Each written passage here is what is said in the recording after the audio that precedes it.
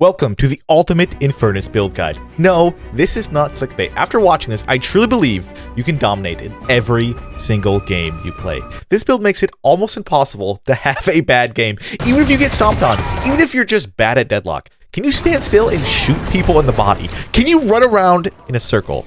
Well, congratulations, you're 90% of the way to being the MVP of every game you play. In this video, we're going to go over Infernus' abilities, then show why the build is so strong, followed by going over the general idea behind the playstyle, then finally going through the actual item progression. And hopefully you find it helpful. Enjoy. Just like any other hero in Deadlock, Infernus has 4 abilities. However, for now, we'll focus on the main ability, the thing that really makes this guy absolutely OP in the late game. Afterburn. After you hit a hero 10 times in the body, or I don't know, I think 8 times in the head. I don't want to do math. Don't make me do math. You cause them to catch on fire.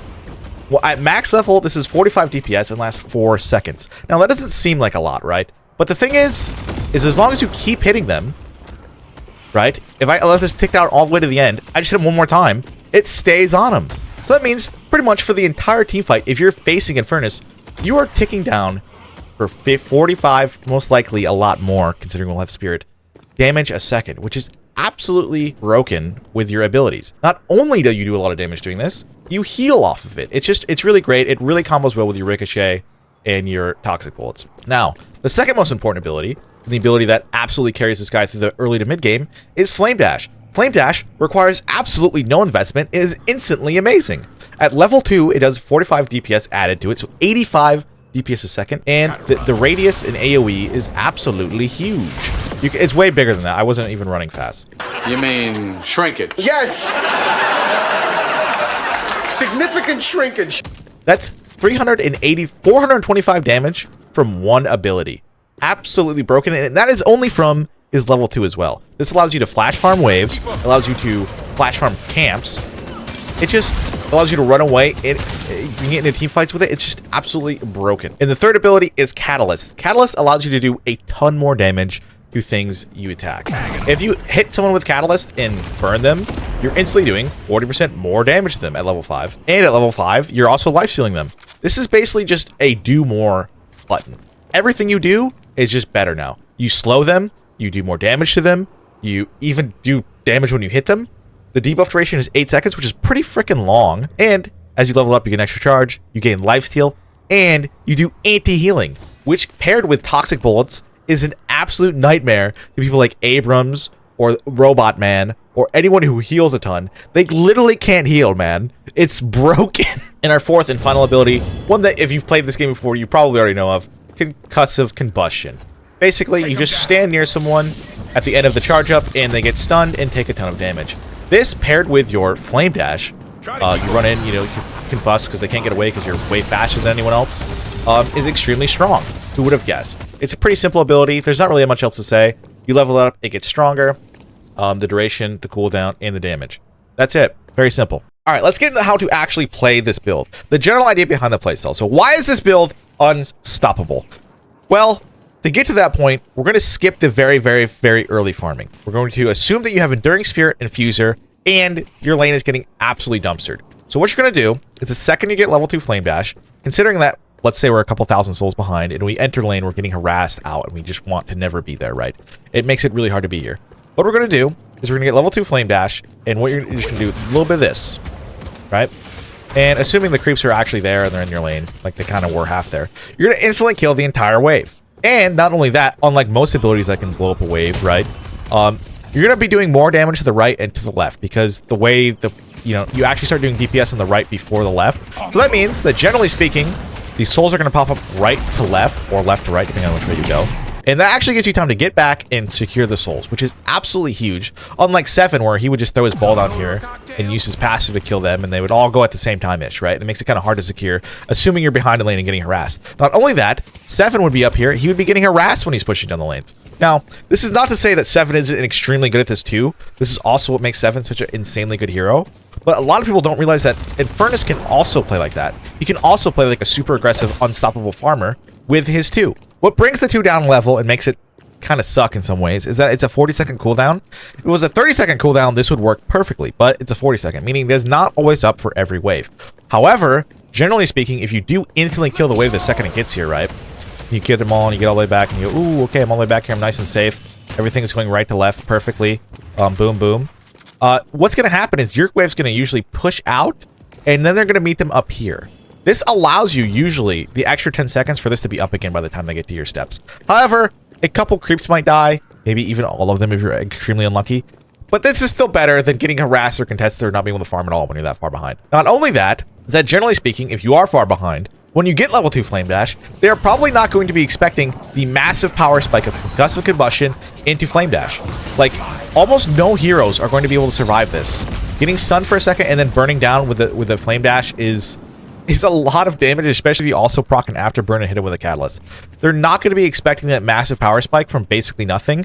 And, not to mention, because of our core items, this entire time, if you're using it properly, when you Flame Dash, you're going to be using Infuser, meaning your Flame Dash is going to have 30% Spirit Lifesteal, making you nearly immortal when you're doing this stuff. Which is why Infernus is truly just almost impossible to stop in the mid to early game, because you can flash farm waves, go to jungle, flash farm waves, go to jungle, over and over again, and there's nothing anyone can do about it, even if you are thousands of souls behind. Our goal now is to use this strat until we can get Ricochet. When we get Ricochet, we start to use our Flame Dash for escape or kill threat again, and not to farm. But once you get Ricochet, and have a core set of items, every creep camp, every creep wave absolutely melts. And we can even become a serious teamfight threat with all of our AoE burn. However, it's generally better to wait until you get Toxic Bolts to really start looking for teamfights. You reach your teamfight peak right after Toxic Bolts, and then another large spike with Spiritual Overflow. And if you're ahead and you grab these, you'll most likely be nearly immortal and be able to 1v3 pretty damn easily. The playstyle for fighting is pretty simple. You just shoot them, and if they try to get away, you dash at them. Or if you're initiating a fight, you dash at them and ult at the same time, and then you get to kill them all. It's a great, fun time. No tricks, no gimmicks. Simply shoot them in the body, and they burn. Easy peasy. And when you do it right, they might even respect you for it.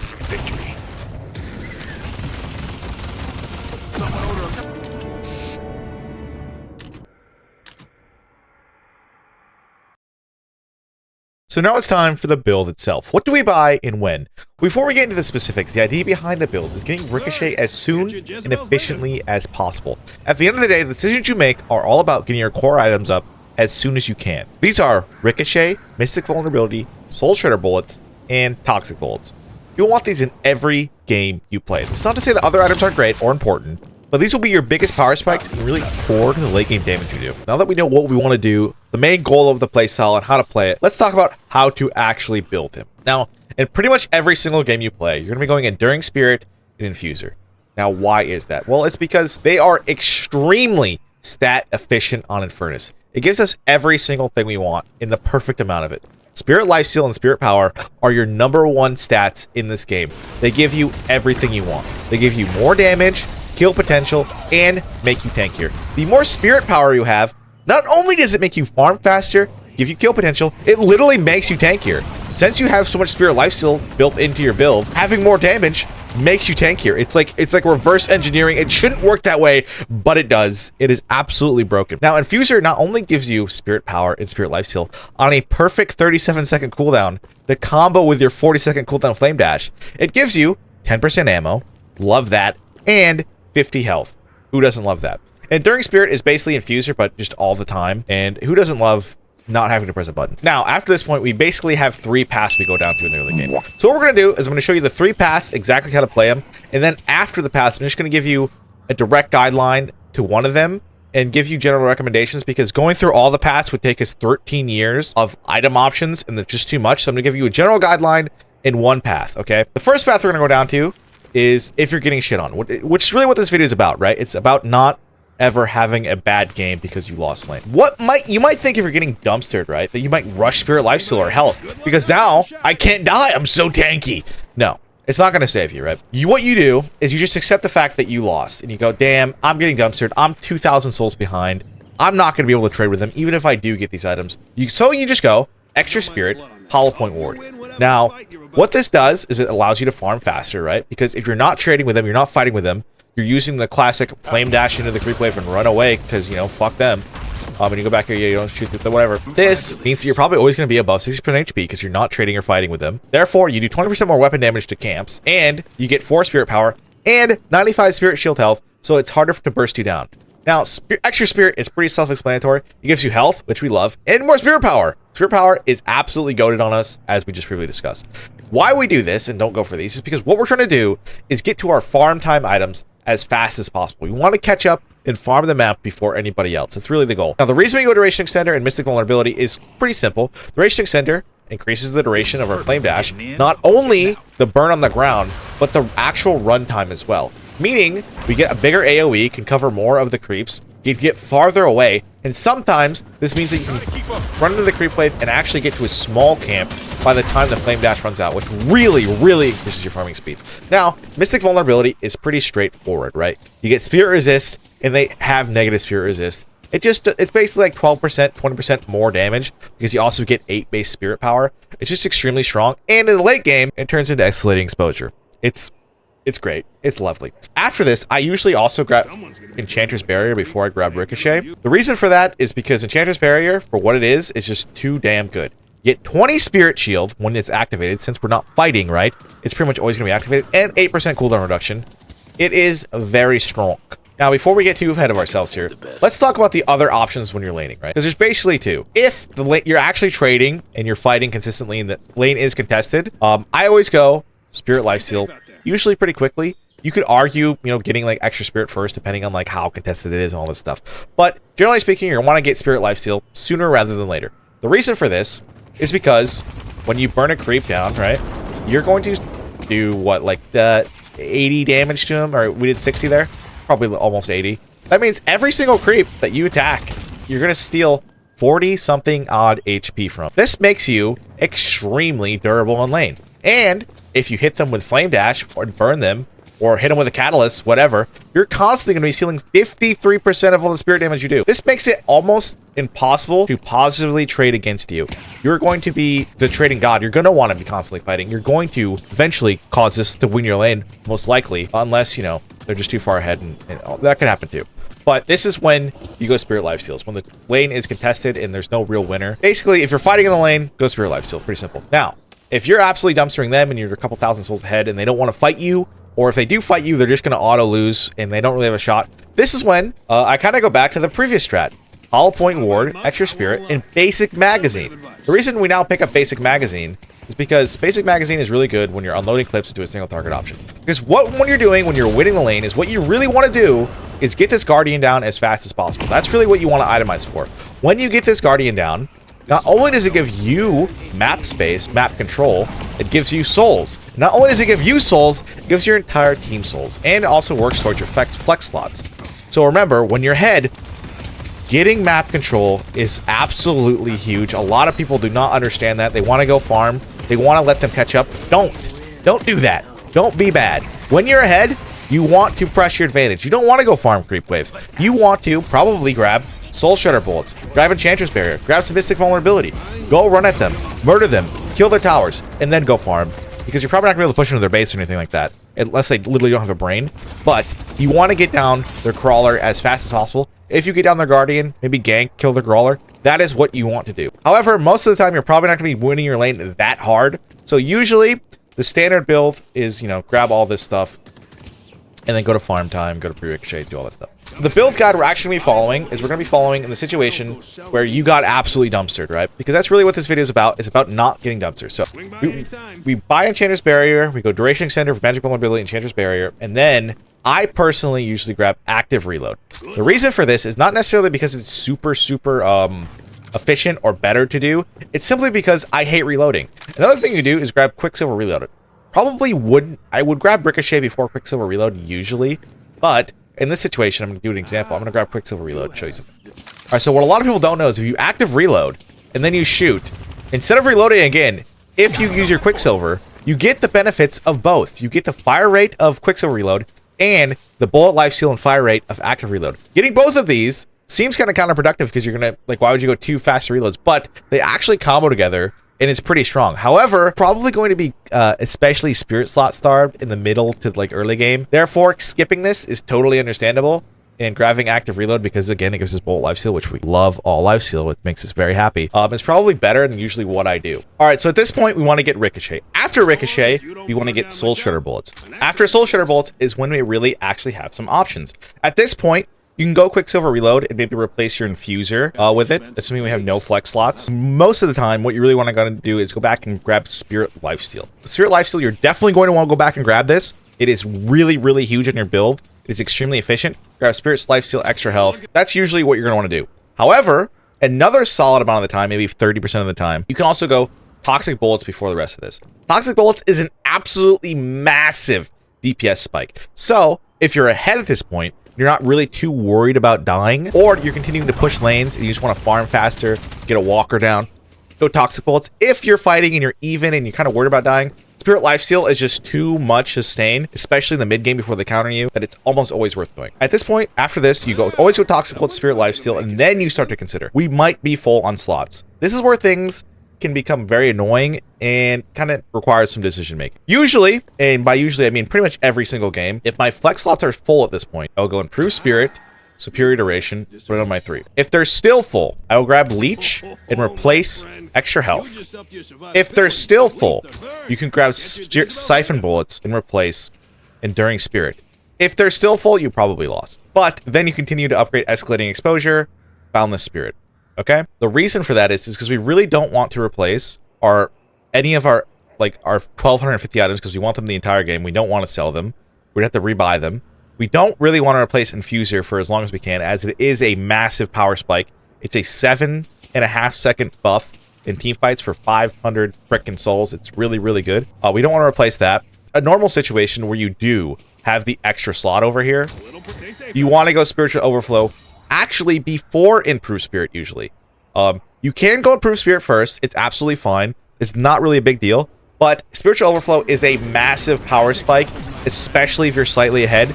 It is so much more damage, and it gives us everything we want. Fire rate, cooldown reduction, Spirit Lifesteal, bullet shield health. We benefit a lot from every single stat, especially with 45 spirit power, as we usually will almost have max because we shoot really fast and we're doing a lot of damage. We're going everywhere. It's great. Now, at this point, you're a very normal game. You have all the stuff. You get to make big decisions. What do we go next? Let's talk about the situational items. Healing Booster is for when they're using Healbane against you and nothing else, okay? Which is pretty rare. I haven't even actually gone this yet, but it boosts your health and reduces the effect of Healbane on you. So if you're just being Healbaned, it's just a little bit annoying. Grab a Healing Booster. Most of the time, almost every game, 70-80% of games, you're going to be getting disarmed in some way, or they're going to be using even more heal against you. Healing reduction, like Toxic Bullets, like we already talked about, Healbane, and maybe even like the curse thing, right? So you're going to want to remove that stuff. So usually you're going to debuff remover. How you use debuff remover is you wait until your health is pretty low, because at this point we have so much Spirit Lifesteal that as long as we're attacking 2 or 3 people or there's a creep wave near us, we're going to almost full heal within 3 or 4 seconds. So it'd be kind of stupid to use your debuff remover when you have half HP or 3/4 HP. You're going to try to stay conscious of trying to use it when you're almost dead, so that we can actually get value out of the 3 seconds of not having heal effects on you, okay? And that means in those 3 seconds, you'll probably win the team fight as well. So that's just something to keep in mind. Now, most of them are going to be buying this, but let's say you don't. Let's say we're not being countered. All right, at that point, what is smart to do is going Leech and Siphon Bullets. This will make you all around just a stronger hero. You're going to have way more sustainability. Look at the stats on Leech. Spirit Lifesteal, we love it. Bullet Lifesteal, we love it. Bonus health, we love it. Spirit power, we love it. Weapon damage, we love it. Leech is amazing, we want it. However, Siphon Bullets is also very strong. Bullet resist. We don't have any resist in this build because we're solely focusing on our tankiness, on the fact that we steal so much health, right? Bullet resist, 18%, it's nice. Not only that, with Ricochet, we're going to be stealing life from so many people. It's going to be mwah. Now, what I do, and what cool people do, is we rush Escalating Exposure, Boundless Spirit, Mystic Slow, and then we get Titanic Magazine, and then we get Pristine Emblem, and then we do get Leech, okay? And we replace extra health or something like that with Leech. And then we get Siphon Bullets, okay? Placing Endurance Spirit. And then we might grab Improved Bullet Armor or Improved Spirit Armor, depending on which, or, you know, the lower ones, depending on how annoying everyone is. And then we got to replace our Infuser. What do we replace our Infuser with? You could use Surge of Power on your 2, which, you know, the extra fire rate is nice. The improved move speed is nice. Your 2 doing a lot more damage is nice. Or you can grab a Curse All good. All good. These are great things. Or you go Silencer. What does Silencer do? It gives us weapon damage and spirit power. What more do you want, man? It also silences them. It slows them. That's usually what I go. Because I like to just go pure all-out damage. Now, there's also the argument, what can give us more damage? Maybe Diviner's Kevlar for the spirit power when we ult. Cooldown reduction. You could technically go that. I don't have it in this build because I don't want to overwhelm people. Magic Carpet. Ability duration. Increases the duration of our burn. Kind of nice. Spirit power. The ability to move around more. Absolutely consider. I don't like going Lucky Shot. You can. You definitely can. Vampiric Burst, another option. However, it doesn't give us any spirit damage, which makes me sad, which is why I usually don't go it. And yeah, that's pretty much it. This is pretty much the max damage build from my preview. My perspective is going Silencer now and replacing Infuser. And you can probably replace for Fuser earlier if it's annoying to you. It's not a big deal. But that's it. That's pretty much the build, guys. The only real situational things to keep in mind is going Curse when people are annoying, going Debuff Remover most games, going Heal Bane when only a slight amount of anti-heal is being used against you, which is pretty unrealistic because if only a slight amount is being used against you anyway, I probably won't even buy it. However, it's definitely something to consider. Going Bullet Armor and going the improved Bullet Armor and Spirit Armor in the late to mid game, depending on how annoying someone is. If you're facing like a Haze who's actually popping off, I might grab a Bullet Armor a little sooner and replace Enchanter's Barrier or something like that. Or go it before Siphon Bullets or something like that. But probably not because Siphon Bullets uses bullet resist too. So, you know, I don't really know. Probably maybe just grab this and not for DPS slots items is probably the smarter thing to do. But that's not what I do, okay? I'm just letting you know what I do. Hopefully, this gave you an overview of how to actually play the build in the way you want to play it, whether it's to actually win the game, to dominate and have fun, or to just not feed. If you have any questions, feel free to ask them in the comments. And yeah, hope you enjoyed it.